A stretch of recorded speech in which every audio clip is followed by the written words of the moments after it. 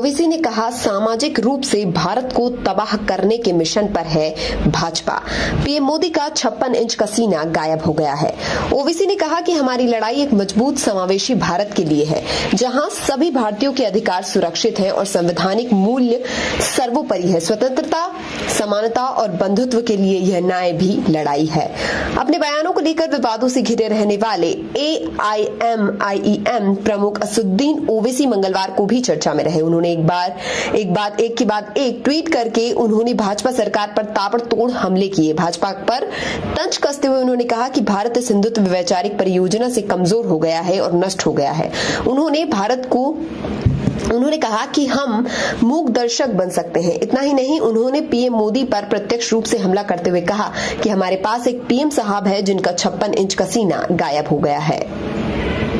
मोदी सरकार पर हमला करते हुए उन्होंने कहा कि मोदी सरकार हमारी राष्ट्रीय सीमाओं की रक्षा करने में असमर्थ है। यही मौलिक जिम्मेदारी है कि जिसके लिए इसे चुना गया है। पीएम मोदी पर हमला करते हुए उन्होंने कहा कि ये अर्थव्यवस्था का प्रबंधन नहीं कर सकते जो कि मंदी में है। इस दौरान AIMIEM प्रमुख असदुद्दीन ओवैसी ने आरोप लगाते हुए कहा कि सामाजिक रूप से भाजपा भारत को तबाह करने के मिशन पर है। चीन के साथ सीमा विवाद को लेकर AIMIEM प्रमुख असदुद्दीन ओवैसी ने कहा कि इस सरकार के पास वहां भेजने के लिए डोजर नहीं है। इस सरकार में चीन का नाम लेने की भी हिम्मत नहीं है। इस दौरान ओवैसी ने कहा कि चीनी सैनिक लद्दाख में हमारे क्षेत्र में रहते हैं। उन्होंने अपने ट्वीट में पीएम मोदी पर प्रत्यक्ष रूप से हमला करते हुए कहा कि हमारे पास एक पीएम है जिनका 56 इंच का सीना गायब हो चुका है।